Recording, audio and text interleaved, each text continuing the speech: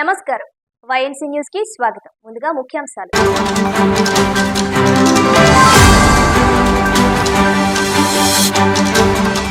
తూర్పు గోదావరి జిల్లా రంగంపేటలో YCP cultural విభాగం ఆధ్వర్యంలో ఘనంగా క్రిస్మస్ వేడుకలు.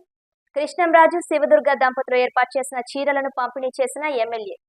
క్రీస్తు బోధనలు అనుసరణీయమన్న మాజీ MLA doctor Satish Suryanarayana Reddy.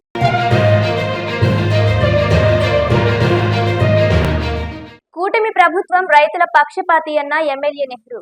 Jaggampeta cooperative society వద్ద ఎరువుల గొడౌన్ను ప్రారంభించిన ఎమ్మెల్యే. రబీకి ఎరువుల కొరత లేకుండా చూస్తాం.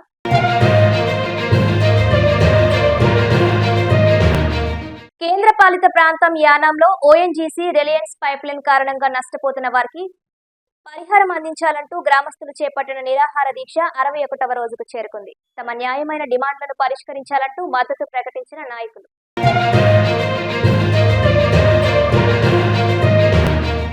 మెడికల్ కాలేజీల ప్రైవేటీకరణ నిలుపుదల చేయాలంటూ సిపిఆర్ ఆధ్వర్యంలో కాకినాడలో రౌండ్ టేబుల్ సమావేశం.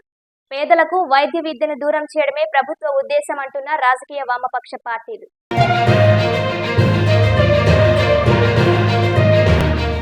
కాకినాడ జగన్నాథపురంలో వేంచేసి ఉన్న శ్రీ వెంకటేశ్వర స్వామి దేవస్థానంలో ఈ నెల 16 నుండి జనవరి 14 వరకు ధనుర్మాస ఉత్సవాలు ప్రారంభం.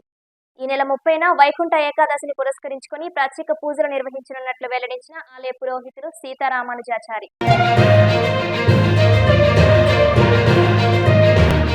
కాకినాడ జిల్లా జగ్గంపేట కోఆపరేటివ్ సొసైటీ కార్యాలయం ఎదురుగా నూతనంగా ఏర్పాటు చేసిన ఎరువుల గొడౌన్ను జగ్గంపేట శాసనసభ్యులు జ్యోతుల నెహ్రూ శనివారం ప్రారంభించారు. జగ్గంపేట సొసైటీ చైర్మన్ బుర్రి సత్యబాబు ఆధ్వర్యంలో జరిగిన ఈ కార్యక్రమానికి ముఖ్య అతిథిగా హాజరైన ఎమ్మెల్యే జ్యోతుల నెహ్రూ చేతుల మీదుగా వ్యవసాయ శాఖ జగ్గంపేట సబ్ డివిజన్ ఆధ్వర్యంలో రైతులకు యూరియా కార్డుల పంపిణీ కార్యక్రమం నిర్వహించారు. అనంతరం ఎమ్మెల్యే జ్యోతుల నెహ్రూ మాట్లాడుతూ రైతులకు యూరియా ఎరువుల పంపిణీలో పారదర్శకత, క్రమబద్ధీకరణను తీసుకొచ్చే విధంగా ఈ యూరియా కార్డుల పంపిణీ నిర్వహిస్తున్నామన్నారు. ఈ క్రాప్ నమోదు చేసుకున్న ప్రతి రైతుకు యూరియా కార్డు అందించి ఒక్కో ఎకరాకు 3 బస్తాల చొప్పున యూరియా అందిస్తామని అన్నారు. శాస్త్రవేత్తల సూచనలను పరిగణలోకి తీసుకొని మితిమీరి వినియోగించవద్దని ఆయన రైతులకు సూచించారు. రాజకీయాలకు అతీతంగా వీఏఏల ద్వారా ప్రతి రైతుకు యూరియా బస్తాలు అందేలా చర్యలు తీసుకుంటామన్నారు. రైతులకు యూరియా కొరత లేకుండా జగ్గంపేట కోఆపరేటివ్ సొసైటీ ఆధ్వర్యంలో యూరియా గొడౌన్ను ఏర్పాటు చేసినట్లు తెలిపారు. కూటమి ప్రభుత్వం రైతు పక్షపాతి అనడానికి ఇవి నిదర్శనాలని, రైతులను అన్ని విధాలా ఆదుకోవడమే తమ ప్రభుత్వ లక్ష్యమన్నారు. ఈ కార్యక్రమంలో ఆత్మ committee chairman Paidipala Suribabu, society chairman Buri Satyababu, Jaggampeta MPP Athuluri Nagababu, Kotha Kondababu, Devarapalli మూర్తి, పాండ్రంకి రాంబాబు, ముసిరెడ్డి నాగేశ్వరరావు, వ్యవసాయ శాఖ AD G Srinivas, Rajapudi society chairman Uppalapati Bullebbu, society CEO Patamsetti Appalaraju, Sarvasiddhi Lakshmanarao, society 3 committee సభ్యులు నండ్ల చిరంజీవి, పాలిశెట్టి సతీష్, పీలా మహేష్, రాయ్ సాయి, వ్యవసాయ శాఖ అధికారులు ఎస్ నరసింహ, లక్ష్మి తదితరులు పాల్గొన్నారు.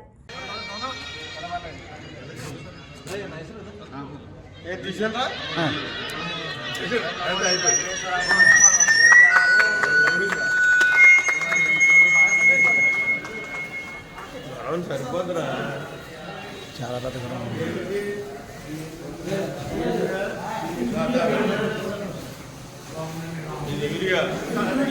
మహాత్మలి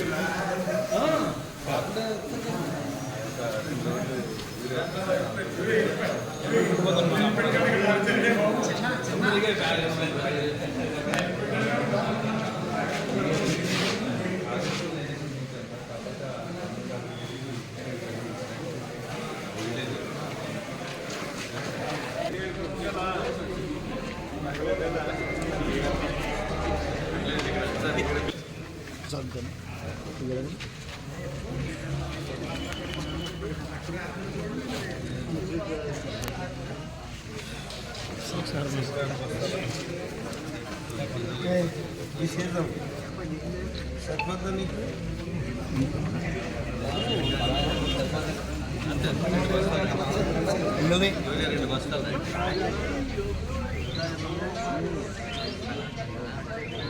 డబ్బులు ఇచ్చేస్తారు. డబ్బులు కదా ఇచ్చేసి దానికి పోలే ఇక్కడ మీరు ఏం చేసుకుంటున్నారు? 267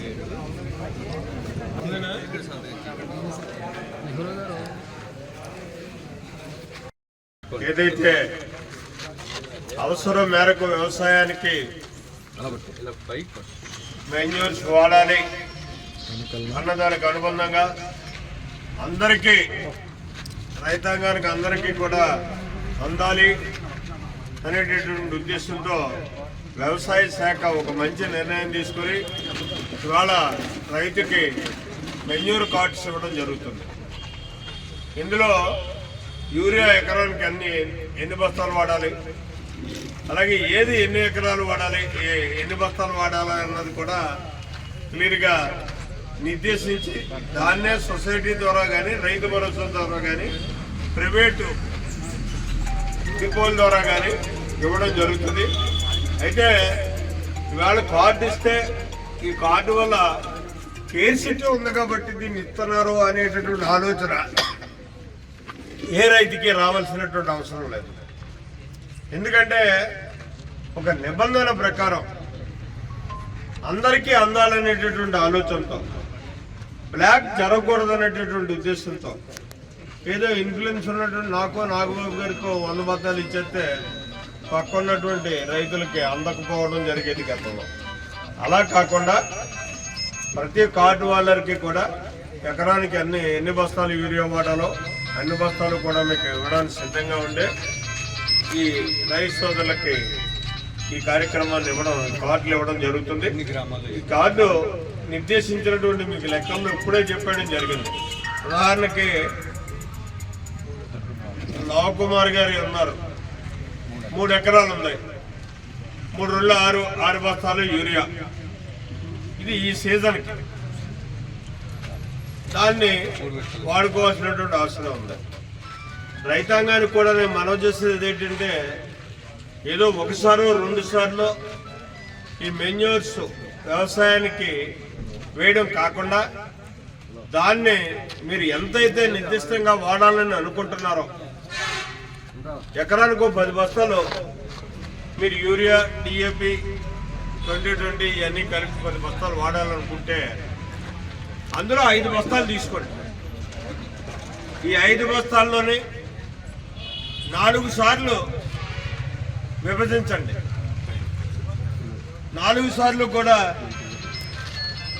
దీన్ని వేయండి. అప్పుడు మనకి తక్కువ మెన్యూర్ వాడకంతో ఎక్కువ మనకి పంట వచ్చేటటువంటి అవకాశం ఉంటుంది. భూములు కూడా పాడవనేటువంటి పరిస్థితి ఉంటుంది. కాబట్టి అలా చేయాలని చెప్పి ప్రత్యేకంగా కోరుకుంటూ సెలవు తీసుకుంటాం. కేంద్రపాలిత ప్రాంతమైన Yanam Daryala తిప్పలో ONGC Reliance pipeline కారణంగా నష్టపోతున్న బాధితులకు పరిహారం అందించాలని కోరుతూ చేస్తున్న నిరాహార దీక్షలు 61వ రోజుకు చేరుకున్నాయి. ఈ దీక్ష శిబిరానికి పెద్ద ఎత్తున మహిళలు హాజరై తమ నిరసన తెలిపారు. ఈ సందర్భంగా వారు మాట్లాడుతూ తమ ముఖ్యమైన 6 డిమాండ్లను తక్షణమే పరిష్కరించాలని పెద్ద ఎత్తున నినాదాలు చేశారు. 4 గ్రామాలకు చెందిన బాధితులకు ప్రతి రేషన్ కార్డుకు పరిహారాన్ని వేయాలని వారు డిమాండ్ చేశారు.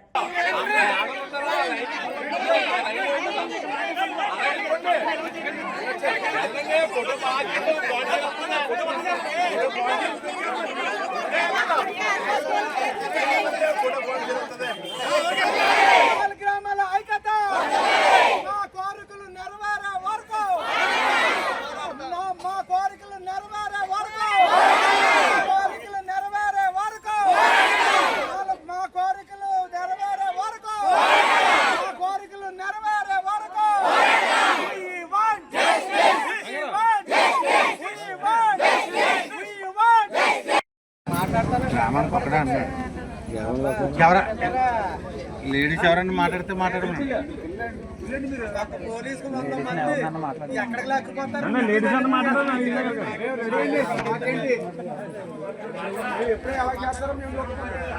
అక్కడే నిలబడి మాట్లాడదు.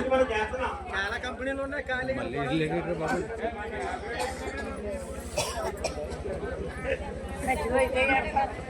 చంద్రారు లేడీస్ ఎవరన్నా మాట్లాడితే అక్కడే నిలబడి మాట్లాడమని. ఇక్కడికి వచ్చేసిన మన 4 గ్రామాల పెద్దలకి మరి మహిళలకి ఈ దర్యాలదిప్ప మున్సిపల్ వార్డులో 4 గ్రామాలు ఉన్నాయి. దర్యాలదిప్ప, బాలయ్య కాలనీ, సీతారాం నగర్, దుమ్మిడిపేట. ఈ 4 గ్రామాలకి ఆనుకుని ఇక్కడ 2 సౌర సంస్థలు ఉన్నాయి. ఒకటి ఓఎన్జీసీ, రెండవది రిలయన్స్. రిలయన్స్ వచ్చి 2004లో వచ్చింది. ఫస్ట్ దాని తర్వాత జిఎస్పిసి వచ్చింది, జిఎస్పిసి ఓఎన్జిసిగా కన్వర్ట్ అయింది. ఈ మూడు కంపెనీలు కూడా ఇక్కడున్న ప్రజలకి ఏ విధమైన ఆరోగ్య విషయంలో కానీ, ఎడ్యుకేషన్ విషయంలో కానీ, ఏదైనా వాటర్ విషయంలో కానీ, ఇతరత్ర ఏ చిన్న కార్యక్రమం కూడా వాళ్ళు చేయలేదు. ఈరోజు ఆగస్టు 22న ఇక్కడికి ఒక 1/2 కిలోమీటర్ దూరంలో బ్లోట్ అవ్వడం జరిగింది. ఆ బ్లోట్ అయిన తర్వాత మా ఇక్కడ ఉన్న ప్రజలందరూ కూడా చాలా భయభ్రాంతులు అయిపోయి మా ప్రాణాలు ఎప్పుడు పోతాయని అరచేతుల్లో పెట్టుకుని ఉన్నాం. మరి మాకు చాలా ఇదిగా ఉందండి. ఇక్కడ మాకు ఏది కూడా రిలయన్స్ కానీ, గుజరాత్ కానీ, ఓఎన్జీఎస్ మాకు ఏది చేయలేదండి. కానీ ఇంతవరకు మేము ఎన్నో బాధలు పడి చేస్తున్నామండి. చేసినా మేము ఈ 61 రోజు అవుతుందండి. 61 రోజుకి కూడా మాకు ఏది కూడా ఇది చేస్తున్నామని మమ్మల్ని అధికారులు రాలేదండి, స్పందించలేదండి. కాకపోతే మాకు మంచినీళ్ళు చేరువన్నా బాగు చేసి ఇమ్మంటున్నామండి. ఆ మంచినీళ్ళు తాగడం వల్ల మా పిల్లలు మేము కూడా ఎంతో పాడై ఉన్నామండి. అది కూడా మాకు ఏది స్పందించలేదండి. మా గ్రామ పెద్దలు రిలయన్స్ వచ్చి దగ్గర 15-16 సంవత్సరాలు అవుతుంది. అలాగే ఓఎన్జీసీ వచ్చింది. ఏ కంపెనీలు వచ్చినా వీళ్ళు యానం వచ్చింది, యానం నుంచి ధరలకు మన ఏరియాలో వచ్చింది. కానీ బయట ఎక్కడి వరకు 100 కిలోమీటర్లు 200 కిలోమీటర్ల దాకా నష్టపరిహారం ఇస్తున్నారు. మన పక్కన ఉన్న పైప్ లైన్ మన పక్క నుంచి వెళ్ళింది, మన ధరల పక్క నుంచి వెళ్ళింది. యానం పక్కలో మన కంపెనీ ఉంది. పొగ ఎక్కడ ఉందండి? మన పక్కన ఉంది. ఆ పొగ వచ్చి మన మీద పడుతుంది. మనకు 1 కిలోమీటర్ దూరంలో ఉంది కంపెనీ. ఒక 61 రోజు నిరాహార దీక్ష 61 రోజులుగా జరుగుతుంది. ఈ రేషన్ కార్డుకి ఒక రేషన్ కార్డుకి 50,000 ఇవ్వమని చెప్పి అడిగాం. కానీ వాళ్ళు అంగీకరించలేదు. నిన్న ఆర్ఐఓ గారి ఆఫీస్లో కనీసం 30,000 చొప్పున ఇమ్మని చెప్పి అడిగాం. అదేనా 2 రోజుల్లో మేము పరిశీలిస్తామని చెప్పారు. కానీ 2 రోజుల్లో ఇవ్వాలని కోరుకుంటున్నాం. 30,000 చొప్పున ఇవ్వాలని చెప్పి కోరుకుంటున్నాం. అలాగే సిఎస్ఆర్ నిధులు మా వార్డుకి అంటే దర్యాలతెప్ప, సీతారామనగర్, బాలేవ కాలనీ, దొమ్మటిపేట ఈ 4 గ్రామాలకి సిఎస్ఆర్ ఫండ్స్ లో వచ్చే నిధులు సమానంగా పంచాలని కోరుకుంటున్నాం. ఒకే ఏరియాకి వర్క్లు పోకుండా 4 గ్రామాలని సమానంగా పంచాలని కోరుకుంటున్నాం. అలాగే 4 గ్రామాలని దత్తత తీసుకోవాలి. యానం పబ్లిక్ వర్క్ డిపార్ట్మెంట్ ఎదురుగుండగా 500 చొప్పున అయినా 42 రోజులు అయింది కదా, 21,000 అవుతుంది. ఇది కంపెనీ వారికి, ప్రభుత్వం వారికి పెద్ద సమస్య కాదు. చంద్రరావు గారు చెప్పినట్టుగా ఇది మంచినీళ్ళు ప్రాబ్లం, ఇది అవుతుంది.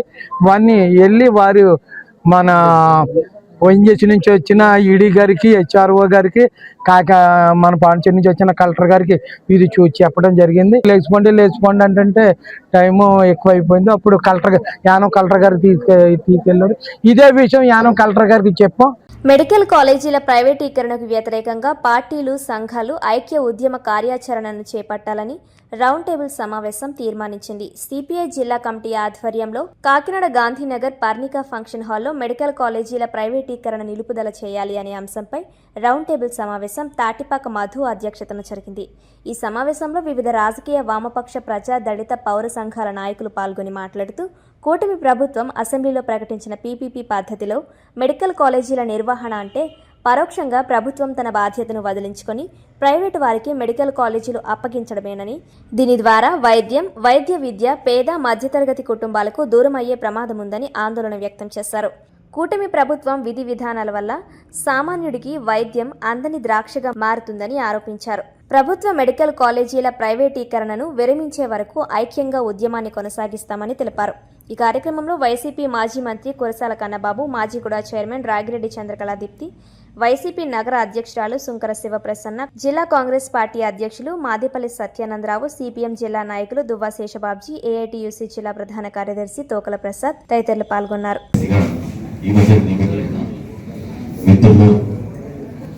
కమ్యూనిస్టు ఉద్యమ నాయకులు మధుగారి నాయకత్వంలో ఏర్పాటు చేసిన ఈ రౌండ్ టేబుల్ సమావేశానికి విచ్చేసిన వివిధ ముఖ్య నాయకులు, ప్రజా సంఘాలు, వివిధ రాజకీయ పార్టీల నాయకులు, చాలా మంది పెద్దలు అందరూ కనిపిస్తున్నారు. అందరికీ హృదయపూర్వక నమస్కారాలు.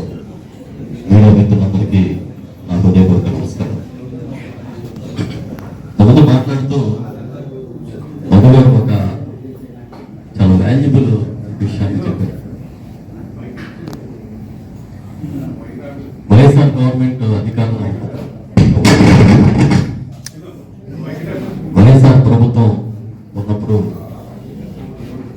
వారంతా మా ఇంటికి వచ్చేది ప్రభుత్వాన్ని విమర్శించే బైట్స్ దొరుకుతాయేమో అని మాట్లాడుకొని ప్రాధాన్య అడిగేవారు, రిక్వెస్ట్ చేసేవారు. ఈరోజు నేను రౌండ్ టేబుల్ పెడితే ఇక్కడ మీడియానే లేదు అని చెప్పి వాదుగా చెప్తాను. అసలు సమస్యకి మూల కారణమే అది. మొత్తం ఈ రోజు ఆంధ్రప్రదేశ్ ఎదుర్కొన్న ప్రతి సమస్యకి మూల కారణమే ప్రజాగానం వినిపించే వాళ్ళు తగ్గిపోవడం. నేను కూడా జర్నలిస్ట్గా పనిచేశాను. ఎన్నో ఉద్యమాలు బషీర్ కాల్పులతో సహా కవర్ చేసిన వాళ్ళలో నేను కూడా ఉంటాను. ఏలూరు దగ్గర నుంచి కాంగారి దాకా మీ విద్యుత్ పోరాటాలని కవర్ చేసిన వాళ్ళు నేను. ఈ రాష్ట్రానికి పోరాటాలు కొత్త కాదు, తెలుగు ప్రజలకి పోరాటాలు కొత్త కాదు. కానీ ఇవాళ కొత్త రాజకీయం చూస్తాం. మన కార్యాచరణ ఇంకా అందరూ అంటే అన్ని రాజకీయ పార్టీ నాయకులు కార్యాచరణ తీసుకుంటాం అనేది నా ఉద్దేశం. ఈ రౌండ్ టేబుల్ ముఖ్య ఉద్దేశం కూడా భారతీ గారు బాగా చెప్పారు. ఏదో మన చర్చ ఉద్దేశం లేదు. జిల్లా కలెక్టరేట్ దగ్గర డిఎంహెచ్ ఆఫీస్ వద్ద ఎక్కడో దిక్కున మనం ఒక అన్ని కలిసి వచ్చే అన్ని రాజకీయ పార్టీలు, కలిసి వచ్చే అన్ని ప్రజా సంఘాలు, కలిసి వచ్చే సామాజిక సంఘాలు, కలిసి వచ్చే ఇతర మేధావుల సంఘాలు అందరితో కూడా ఇది పెట్టాలండి. ఇది చాలా చాలా ఇంపార్టెంట్ రౌండ్ టేబుల్ సమావేశం. ఎందుకంటే విద్య వైద్య అనేది చాలా మోస్ట్ ఇంపార్టెంట్. ఇతర దేశాల్లో కూడా మీరు చూస్తే విద్య మీద వైద్య మీద నిధులు పెట్టి ఈ రెండు రంగాల్ని తన ప్రభుత్వం ఆధీనంలో ఉంచుకుంటారు. కానీ అలాంటిది ఈరోజు ఎడ్యుకేషన్ అనేది టోటల్గా కొంతమంది కార్పొరేట్ చేతుల్లోకి వెళ్ళిపోయింది. వైద్యం కూడా స్టార్ట్ చేశారు.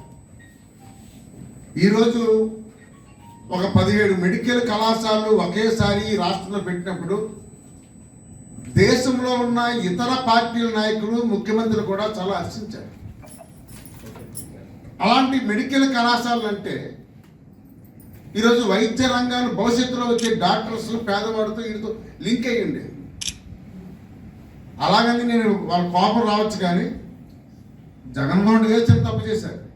వీరబాబు గారు సెల్ఫ్ ఫైనాన్స్ అనే పేరుతో 2 జీవోలు తీసుకొచ్చి ఇంచుమించు 40% ఫీజుల్ని సెల్ఫ్ ఫైనాన్స్ పేరుతో వసూలు ప్రారంభించి దాన్ని ఆనాడు లోకేష్ నా బాగా గుర్తు ఆరులోవా విశాఖపట్నం ఆరులోవా మీటింగ్ జరిగినప్పుడు కిమ్స్ మీరు ఆయన చెప్పాడు, మేము అధికారంలోకి రాగానే ఆ 2 జీవోలు రద్దు చేస్తాము, వైద్య రంగం టోటల్గా ప్రభుత్వ రంగం చేతిలో ఉండాలి.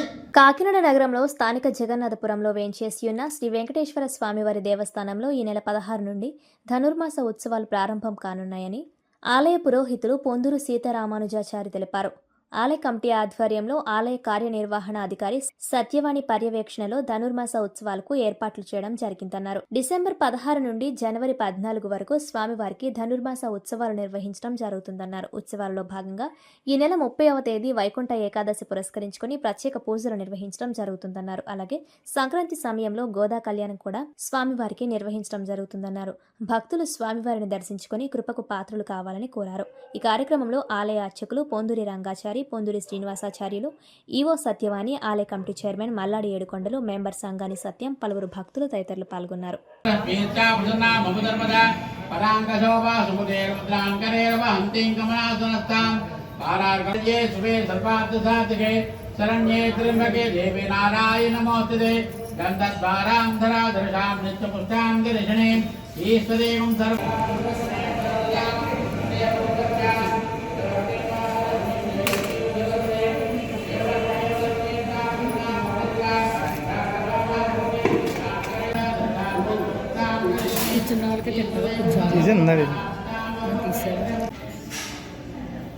వెళ్తారా గురుగారు?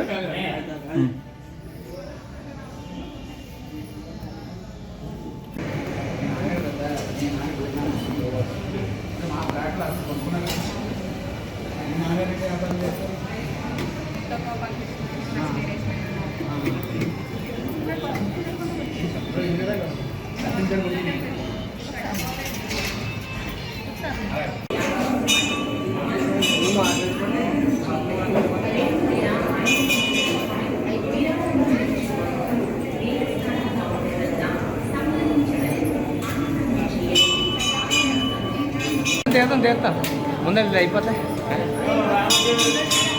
వస్తాను.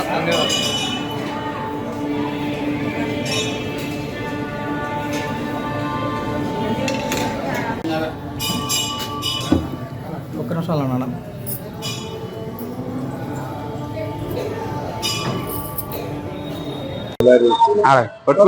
పట్టుకోలేదు. జై శ్రీమన్నారాయణ, జై జై శ్రీమన్నారాయణ. వెంకటాద్రి సంస్థానం బ్రహ్మాండే నాస్తి కించన, వెంకటేశ సమోదేవో నభూతో నభవిష్యతి. శ్రీ వెంకటాచలాధీశం శ్రీయాధ్యాత వక్షసం శృతచేతన మందారం శ్రీనివాసమహం భజే. కాకినాడ జగన్నాథపురంలో వేయించేసిన శ్రీ శ్రీదేవి భూదేవి సమేత శ్రీ వెంకటేశ్వర స్వామివారి దేవస్థానం అర్చకులు శ్రీ పొందూరు సీతారామానుజాచార్య గారు మాట్లాడుతున్నాం. ఈ నెల 16వ తారీఖు నుంచి సుమారు రేపు డిసెంబర్ 16 మంగళవారం నుంచి జనవరి 14 బుధవారం వరకు కూడా ధనుర్మాస మహోత్సవాలు అతి వైభవంగా జరగబడతాయి. స్థానిక శాసనసభ్యులు శ్రీ వనమాడ వెంకటేశ్వరరావు గారు ఈ ఉత్సవాలకు భారీ ఎత్తున ఏర్పాట్లు చేసి కమిటీ వాళ్ళను కూడా వేశారు. ఆ కమిటీ వాళ్ళ ఆధ్వర్యంలో ఈ ఉత్సవాలు భారీగా చేయవలసిన ఆదేశాలు పంపించారు. కావున భక్తులందరూ వచ్చి స్వామివారి దర్శనం చేసుకుని తీర్థప్రసాదాలు స్వీకరించవలసిందిగా కోరుతున్నాం. ఈ ఉత్సవాల్లో ప్రతిరోజు కూడా స్వామివారికి తెల్లవారుజామునే పూజలు ప్రారంభమవుతాయి. 6 గంటలకే స్వామివారి పూజలు చేసిన సహస్రనామార్చన, అమ్మవారికి అష్టోత్తరనామార్చన, గోదాదేవికి అష్టోత్తరనామార్చన, అలాగే తిరుప్పావై తిరుపళ్ళవచ్చి కార్యక్రమాలు చేసుకుని ఆ రోజు పాసురహారత సమర్పించుకుని నక్షత్రహారత కూడా ఇస్తారు. ఆ రోజు పాసురహారత సమర్పించుకున్న తర్వాత ప్రసాద వితరణ ఉంటుంది. 7:30-8 గంటలకి ప్రసాద వితరణ కూడా ఉంటుంది. కావున భక్తులందరూ కూడా ఈ పూజలన్నీ చేయించుకుని చక్కగా వచ్చి పూజలో పాల్గొని స్వామివారి దర్శనం చేయించుకుని ప్రసాదం స్వీకరించాలని కోరుతున్నాం. అలాగే ఈ నెల డిసెంబర్ నెల అయిపోయిన 30వ తారీఖుని మంగళవారం నాడు వైకుంఠ ఏకాదశి అనగా ముక్కోటి ఏకాదశి మహాపర్వదినం అయింది. ఆ రోజు చాలా విశేషమైన రోజు. ఎప్పుడూ కానీ మంగళవారం రాదు. మంగళవారం అంటే జయవారం నాడు వచ్చింది.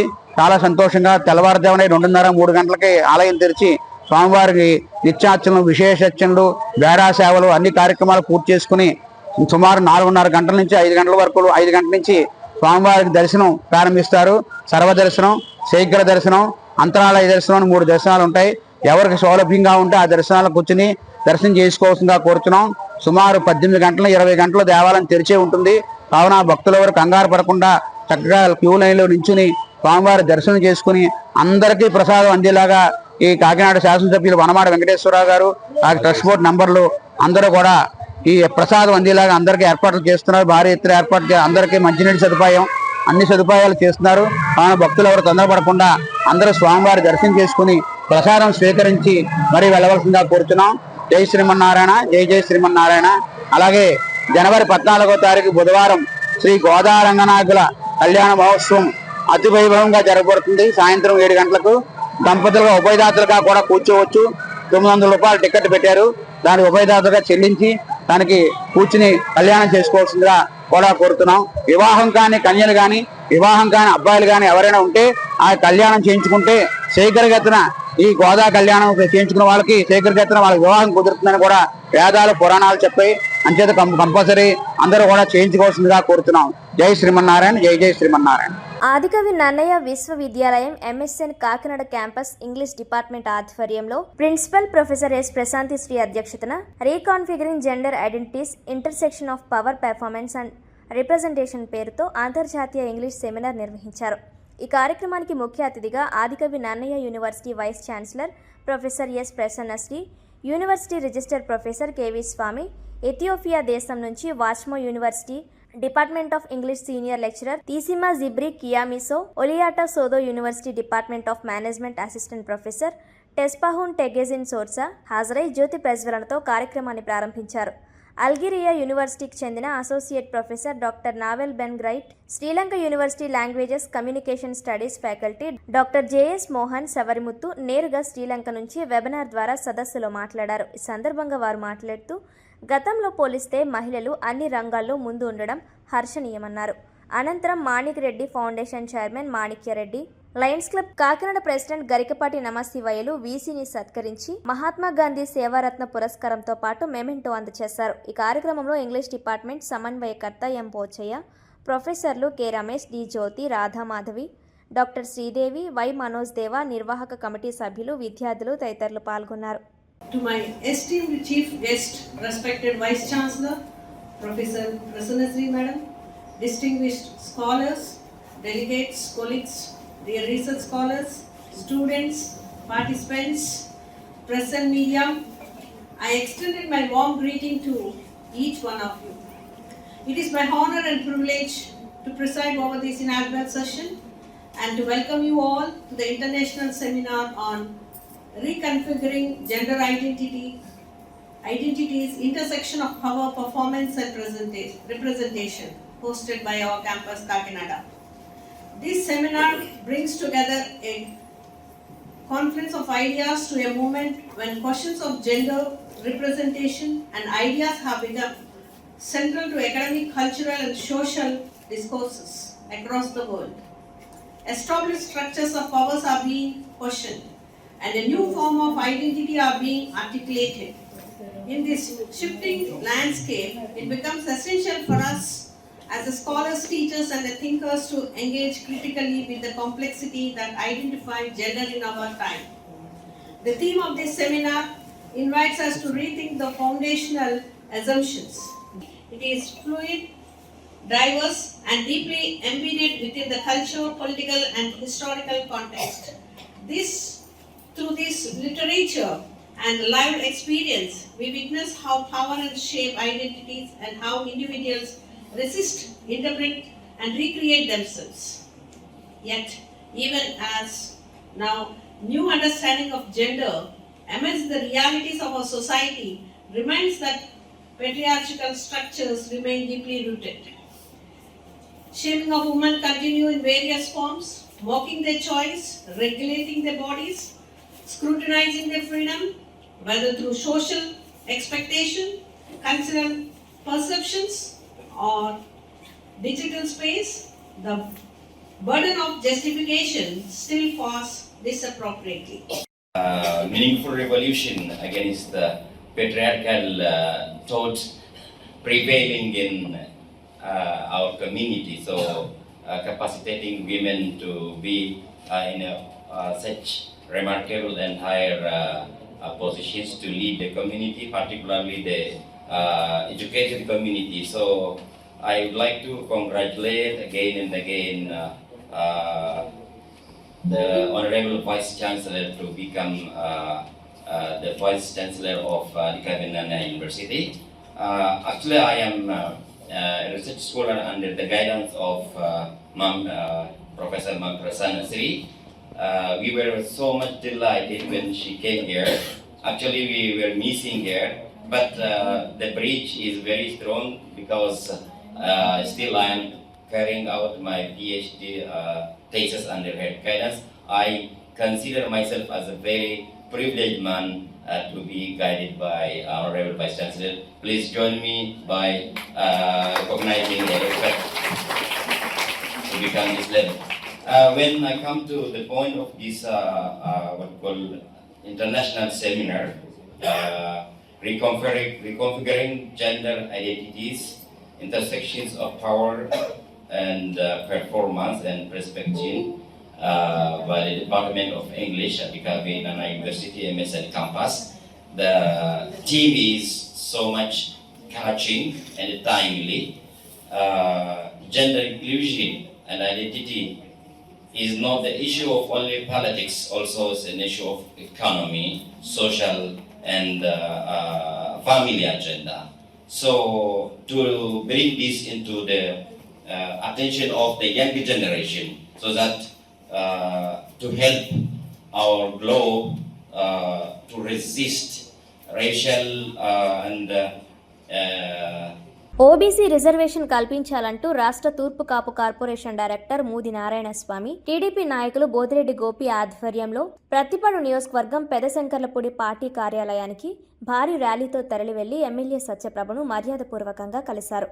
ఏలేశ్వరం పట్టణ తూర్పు కాపులకు ఓబీసీ రిజర్వేషన్ కల్పించాలంటూ పట్టణ తూర్పు కాపు సంఘ నాయకుల సమక్షంలో ఎమ్మెల్యే సత్యప్రభకు వినతి పత్రాన్ని అందజేశారు. తూర్పు కాపు సంక్షేమ కమ్యూనిటీ భవనాన్ని నిర్మించాలని విజ్ఞప్తి చేశారు.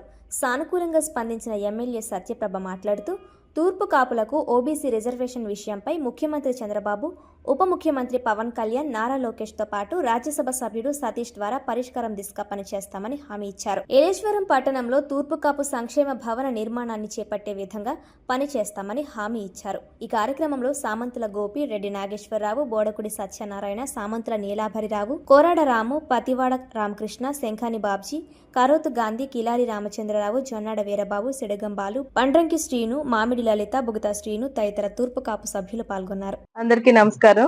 ఈరోజు ఏలేశ్వరం నగర పంచాయతీ నుంచి మన తూర్పుకాపు సోదరులు, పెద్దలు అందరూ కలిసి నా దగ్గరికి రావడం జరిగింది. ఏదైతే వారు ఎన్నో ఏళ్ళుగా ఈ రిజర్వేషన్ సంబంధించి ఓబీసీ రిజర్వేషన్ సర్టిఫికెట్స్ గురించి వారికి ఉన్న సమస్య, దాని వల్ల వారు ఫేస్ చేస్తున్న ఇబ్బందుల్ని నాకు చెప్పడం జరిగింది. అంతేకాదు ఈ నగర పంచాయతీలో ఈ కమ్యూనిటీకి సంబంధించి వారందరూ కూర్చుని ఏమైనా మాట్లాడుకోవడానికైనా, ఏదైనా కార్యక్రమం చేసుకోవడానికైనా మా తరపున మాకు కమ్యూనిటీ హాల్ లేదమ్మా ఇప్పటి వరకు అని కూడా నాకు చెప్పడం జరిగింది. ఏదైతే మొట్టమొదటిగా ఈ ఓబీసీ దాని గురించి ఖచ్చితంగా నేను వారికి ఒక మాట ఇవ్వడం జరిగింది. ఏంటంటే దాన్ని తప్పకుండా రేపు అసెంబ్లీలో దీనికి సంబంధించిన ఈ ఓబీసీ సర్టిఫికెట్ సంబంధించిన ఇబ్బందుల గురించి అసెంబ్లీలో గలం విప్పుతాను. అదే కాదు, మన గౌరవ ముఖ్యమంత్రి వారి దగ్గరికి, దానికి సంబంధించిన మంత్రివర్యుల దగ్గరికి అందరికీ కూడా ఈ సమస్యను నేను ప్రత్యేకంగా స్వయంగా వెళ్లి వారికి ఈ సమస్యను వివరించి దాన్ని ఈ సర్వీస్ ఇబ్బందిని, దాన్ని సొల్యూషన్, దాన్ని ఎలా చేయాలన్నది ముఖ్యమంత్రి వర్యుల సలహా తీసుకుని దాన్ని ముందుకు తీసుకెళ్లడం జరుగుతుంది. అంతేకాదు మన ఎంపీ గారు, రాజ్యసభ సభ్యులు ఎంపీ గారు, పెద్దలు సానా సతీష్ గారి దగ్గరికి కూడా నేను ఈ సమస్యను తీసుకువెళ్లి, వారు వచ్చినప్పుడు ఈ సమస్యను తీసుకువెళ్లి వారి దగ్గరికి వివరించి, సెంట్రల్ లో కూడా దీని నుంచి మనకి ఎలా ఈ సమస్యను పరిష్కరించడానికి సెంట్రల్ నుంచి కూడా చేయవలసిన పద్ధతుల్ని, ఆ జీవోల్ని అది కూడా దాన్ని వారికి వివరించి వారి ద్వారా కూడా ఈ సమస్యను పరిశీలించడానికి ముందుకు వెళ్తానని ఈ సందర్భంగా తెలియజేసుకుంటున్నాను. కాకపోతే కమ్యూనిటీ హాల్ గురించి ఏలేశ్వరం నగర పంచాయతీలో ఇప్పటికే మా దృష్టికి రావడం జరిగింది ఈ సమస్య. దానికి సంబంధించి అక్కడ కమ్యూనిటీ హాల్ కి సంబంధించి ఒక స్థలాన్ని అన్నది ముందుగా ఎక్కడ వీలుగా ఉందో అది అంతా చూసుకుని ఆ స్థలాన్ని కేటాయించి ఈ రాబోయే కాలంలో ఈ సమస్యను కూడా కమ్యూనిటీ హాల్ తప్పకుండా ఏర్పాటు చేస్తానని చెప్పి ఈ సందర్భంగా తెలియజేసుకుంటూ మరొకసారి వారందరికీ కూడా ధన్యవాదాలు తెలియజేసుకుంటూ సెలవు తీసుకుంటున్నాను. కాకినాడ జిల్లా పిఠాపురం పాదగయ పుణ్యక్షేత్రాన్ని ఉస్తాద్ భగత్ సింగ్ డైరెక్టర్ హరీష్ శంకర్ దర్శించుకున్నారు. రాజమండ్రిలో ఉస్తాద్ భగత్ సింగ్ సాంగ్ విడుదల సందర్భంగా పాదగయ పుణ్యక్షేత్రాన్ని హరీష్ శంకర్ దర్శించుకున్నారు.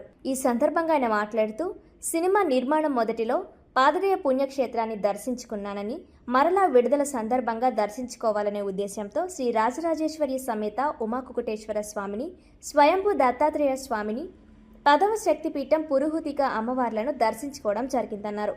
పవర్ స్టార్ పవన్ కళ్యాణ్ కు పిఠాపురం ఎలక్షన్లో ఏ విధంగా అయితే ప్రజలు భారీ మెజారిటీతో గెలిపించారో అదే విధంగా భారీ అంచనాలతో ఈ సినిమా నిర్మించామని డైరెక్టర్ తెలిపారు.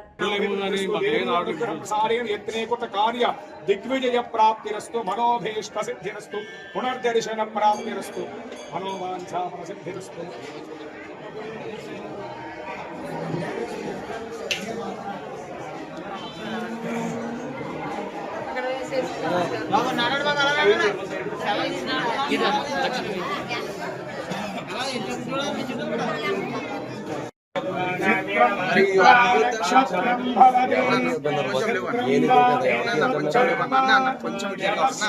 కొంచెం సైడ్ అనుకోవచ్చు.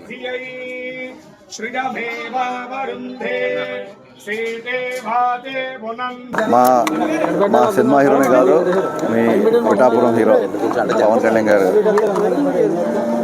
మైత్రి మూవీస్లో చేసిన ఉస్తాద్ భగత్ సింగ్ ఫస్ట్ సాంగ్ ఇవాళ సాయంత్రం రాజమండ్రి ఆదిత్య యూనివర్సిటీ లాంచ్ సందర్భంగా ముందు ఇక్కడ పిఠాపురంకి వచ్చి ఇక్కడ స్వామివారి దర్శనం తీసుకొని, స్వామివారి దర్శనం చేసుకొని, ఆశీర్వచనం తీసుకొని సాయంత్రం సాంగ్ లాంచ్ చేయాలనేది ఆ కార్యక్రమంలో భాగంగా ఇక్కడికి వచ్చాను.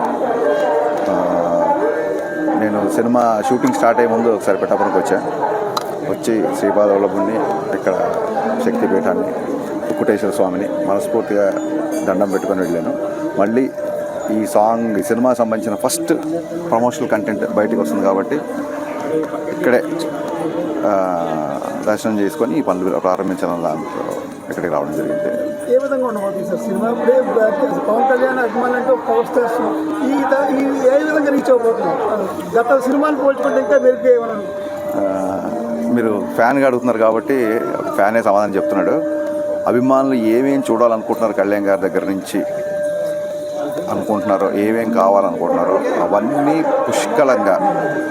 పుష్కలంగా మీరు ఈ నియోజకవర్గం ప్రజలు కళ్యాణ్ గారికి ఇచ్చిన బంపర్ మెజారిటీ లాగా సినిమా కూడా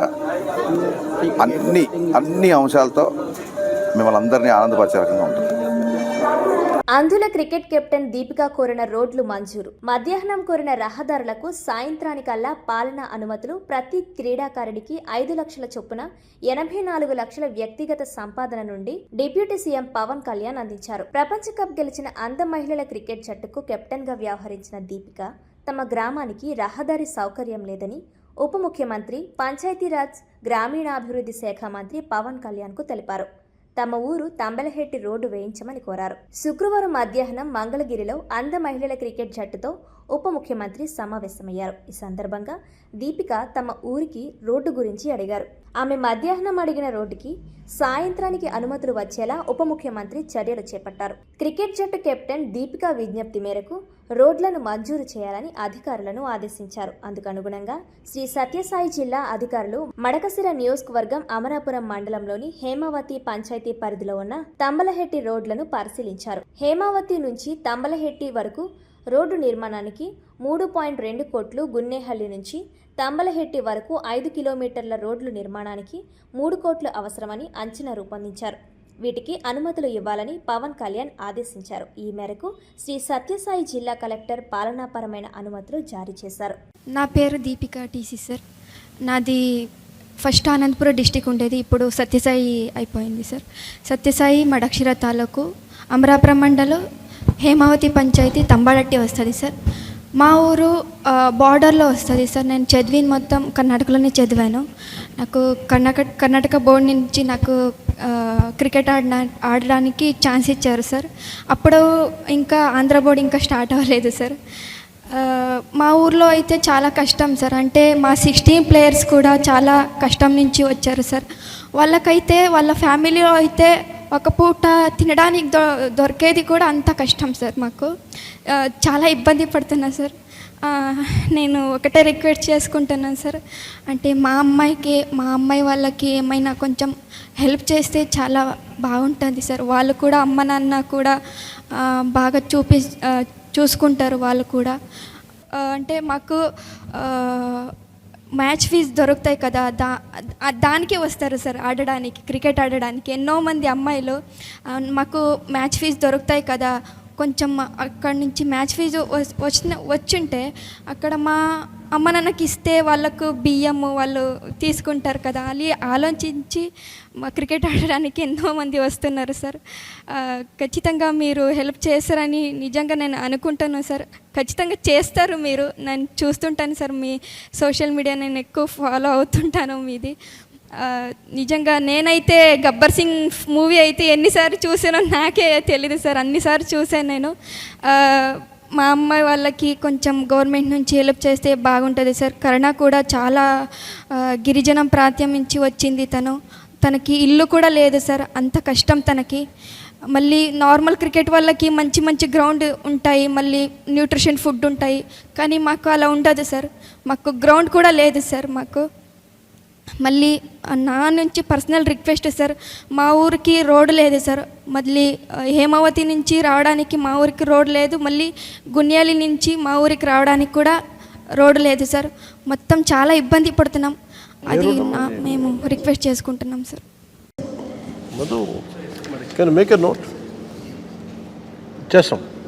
thank you so much sir.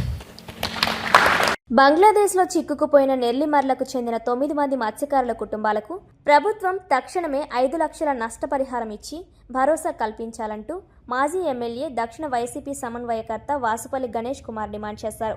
Asilmetta కార్యాలయంలో 9 మత్స్యకార బాధిత కుటుంబాలకు వాసుపల్లి గణేష్ కుమార్ సొంత నిధులతో ఒక్కొక్క కుటుంబానికి 5,000 రూపాయల చొప్పున 45,000 అందించడంతో పాటు 25 కేజీల రైస్ బ్యాగ్ను ఇచ్చి దాతృత్వం చాటుకున్నారు. సాధక బాధలు తెలిసిన తోటి మత్స్యకారుడిగా ప్రభుత్వాన్ని డిమాండ్ చేస్తున్నానని అన్నారు. మిత్రదేశంలో బందీగా ఉన్న వారిని విడిపించడానికి చంద్రబాబుకి తమ మత్స్యకారులంటే నిర్లక్ష్యమా అని ప్రశ్నించారు. వైసీపీ హయాంలో శత్రు దేశంలో బందీగా ఉన్న 20 మంది మత్స్యకారులను పాకిస్తాన్ చెర నుండి విడిపించి ఫ్లైట్లో తీసుకుని వచ్చి ఒక్కొక్క కుటుంబానికి 5 లక్షల తక్షణ సాయం అందించిన మత్స్యకార పక్షపాతి జగన్మోహన్ రెడ్డి అని వాసుపల్లి గుర్తు చేశారు. బోర్డర్ దాటకుండా అలర్ట్ చేసే అడ్వాన్స్ టెక్నాలజీ మన దేశంలో మాత్రమే లేకపోవడం బాధాకరమన్నారు. ఇప్పటికైనా మత్స్యకారులకు మౌలిక వసతులతో పాటు ఇటువంటివి పునరావృతం కాకుండా కేంద్రం వారికి అండగా నిలవాలన్నారు. జగన్మోహన్ రెడ్డి ద్వారా 9 మంది మత్స్యకార కుటుంబాలకి న్యాయం జరిగేలా వైసీపీ అండగా ఉంటుందని వాసుపల్లి స్పష్టం చేశారు. చెర నుండి విడుదలయ్యే వరకు వారికి రేషన్ కూడా అందిస్తానని వాసుపల్లి భరోసా కల్పించారు. ఈ కార్యక్రమంలో జిల్లా సౌత్ మత్స్యకారుల నాయకులు పాల్గొన్నారు. మాకెందుకు ఈ బంగ్లాదేశ్ దగ్గర ఏమో వెళ్ళి బందీలు అయిపోవడం, మాకెందుకు ఈ పాకిస్తాన్ దగ్గరికి వెళ్ళి బందీలు అయిపోవడం. మాకు చదువు లేదు, సంధ్య లేదు. కనీసం ఈ ప్రభుత్వం టెక్నాలజీ వచ్చింది కదా, ఈ గత 2 సంవత్సరాల నుంచి టెక్నాలజీ బాగా ఇంప్రూవ్మెంట్ అయిపోయింది అన్నమాట. అడ్వాన్స్ మనకి ఏదైతే ఉన్నదో ఈరోజు అలారం సిస్టమ్ అని చెప్పేసి, అడ్వాన్స్ అలారం సిస్టమ్ అని చెప్పేసి వచ్చాయన్నమాట.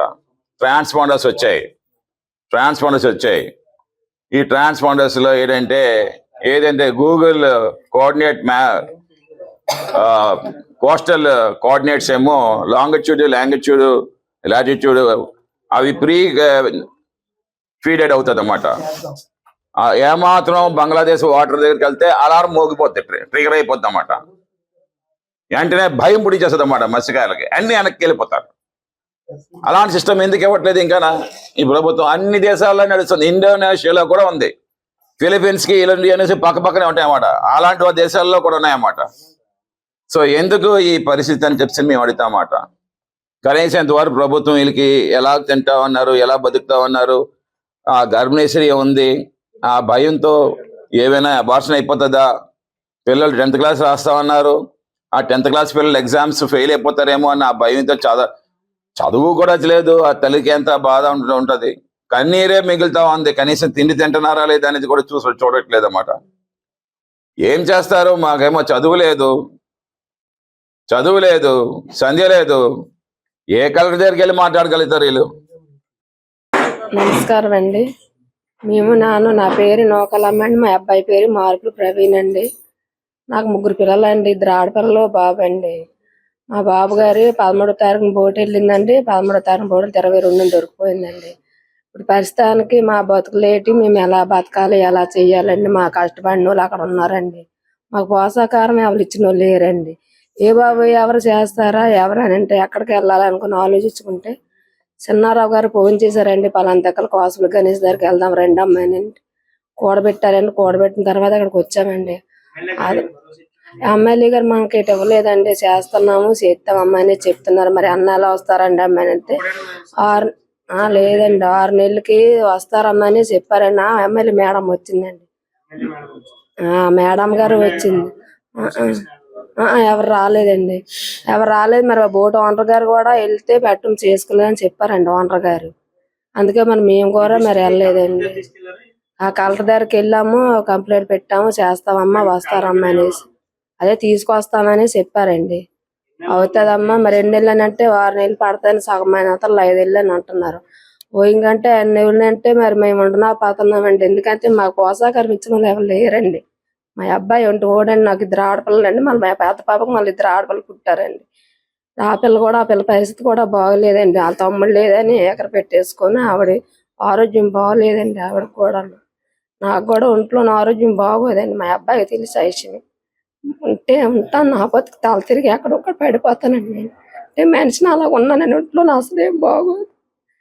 మా అబ్బాయి వస్తే తిన్నట్టు నా పొద్దు మేము ఉన్నట్టు ఎలాగోనా మీ ఎలవరు ఎలా మా అబ్బాయిని అందరిని 9 మందిని తీసుకొచ్చేయండి దయచేసి.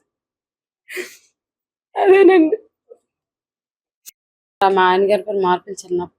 ఇలాగ 13వ తారీఖు ఆటకి వెళ్ళారు. 22 బోర్డు దొరికిపోయింది. ఇప్పటి వరకు వాళ్ళు ఎలాగున్నారు ఏంటనేది మాకు తెలియట్లేదు సార్. అసలు మేము పిల్లలు కూడా గోల పెట్టేస్తున్నారు. నాన్నగారు ఎలాగున్నారు ఏంటనేది ఇప్పటి వరకు కూడా తెలియట్లేదు అనేసి. మా అబ్బాయి కూడా 10th క్లాస్ సార్, చదవట్లేదు సార్. నాన్న ఎలాగున్నాడో తెలియట్లేదమ్మా, నేను ఎలా చదువుతాను అనేసి అంటున్నారు.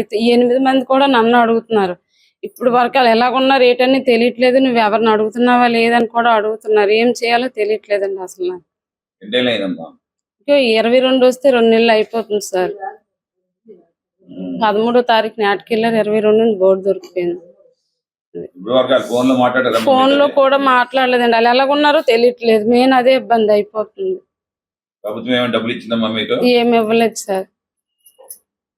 ఇది కలెక్టర్ గారి దగ్గరికి వెళ్తే అవుతుంది పెట్టమమ్మా అనేసి అన్నారు. అది కూడా ఇంకేం తెలియలేదు మాకు. ఎన్నెళ్ళు అవుతుంది ఇంకా తీసుకుని రావడానికి? ఎన్ని నెలలని కరెక్ట్ చెప్పట్లేదండి మాకు అది. ఈ వార్తలు ఇంతటితో సమాప్తం. తిరిగి వచ్చే బులెటిన్ లో మళ్ళీ కలుద్దాం. అంతవరకు సెలవు. నమస్కారం.